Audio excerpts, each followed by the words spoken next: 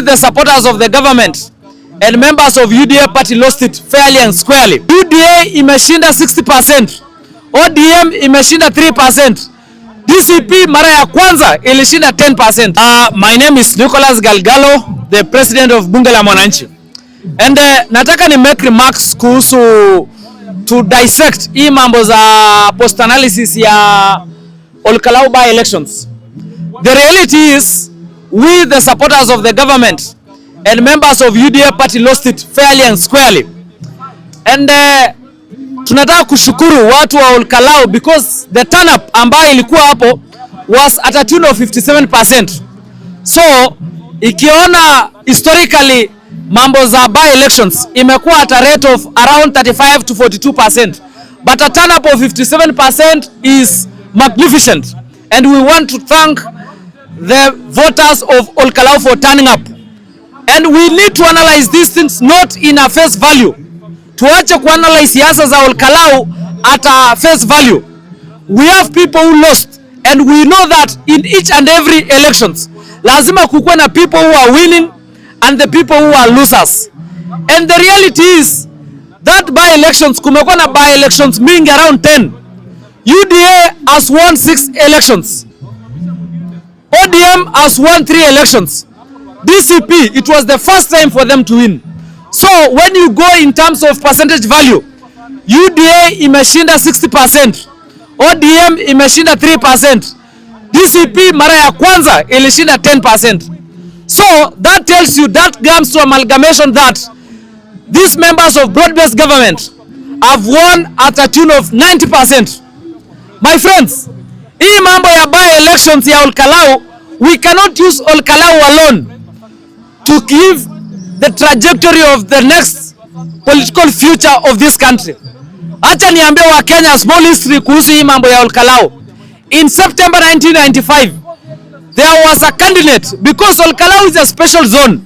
There was a candidate ambaye alikufa hapo na wakaenda by elections. Candidate ambaye anaitwa Laban Mushemi. September 1997 ikakuwa the same way it is now. Watu wengi walikuja wakakriticize serikali sana.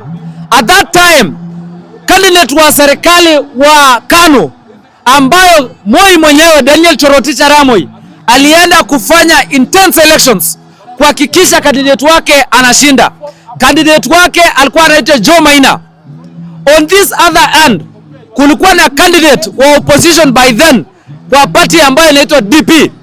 Candidate wa Kibaki, because DP ilikuwa party ya Kibaki. Na that elections Kibaki wa by then was the opposition leader in 1995. Huyu candidate wake anaitwa Githiomi alipata kura 14,558. Candidate wa Moi, despite him working very hard kuhakikisha kuwa anaingia into power, akapata kura 3,144. Many people criticized the government then.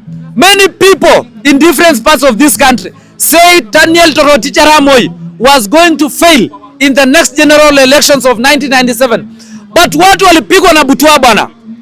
I can tell you, watu walipigwa na butwa because 1997 elections, hiyo ni vitu ambayo ilifanyika. Hata kuna Moi alienda akaweka pale mambo za kupeana vitu kwa elections. Wakenya wanajifanya ni kama wametoka Jerusalem sahi, ati watu hawapewangi pesa, and in each and every by elections watu wamekuwa kimwaga pesa. Moi alimwaga pesa hapo hadi akaweka poles za stima, hadi akaconnect grid ya energy. Bana, kulikuwa na wanasiasa kama kina Simon Achai ambao walikuja kuadvise Moi ati atoe vitu pale Mount Kenya. It is the same politicians who wants to mislead the government now ati hizo vitu ambazo zilipeanwa Mount Kenya zitolewe. We as the supporters of the government, we still believe that Mount Kenya is part and parcel of this country. We still believe that Nyanza is part and parcel of this government. The same to northeastern, eastern coast and the western people are part and parcel of this government. We do not want the president to be pushed or exerted into a way that is going to balkanize this nation. We cannot allow the president to configure this nation. Hatuwezi kubali mtu yote mislead the president. The next general elections will be based purely on the developments. It will be based purely on the scorecard of William Samoei Ruto. Hizi vitu ambazo watu wanasema ati hizi elections imeharibika, I can tell you William Samoei Ruto will still win. But there are few things that we have learned as the supporters of the government. It is the right time for UDA and the government of William Samoei Ruto to ensure that they reconnect, they restructure, re-engineer their strategies of the next or to the people. These people who are in support of the government, many people might not have a problem with the president, but the people who are working under the president, watu ambao wamepewa kazi za CEO, watu ambao wamepewa kazi za managing directors, these people have the link with the people. Hao watu ambao wamepewa kazi have got no good relationship with the people.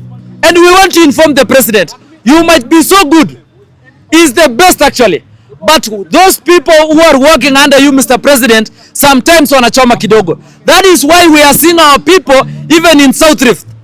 We are seeing our people pale Nandi, Wasingishu, Baringo, Elgeyo Marakwet, na some people in West Pokot. Mr. President, take that responsibility. The fight between Murkomen and Aaron Cheriot is not healthy as per now. We need to restructure our politics.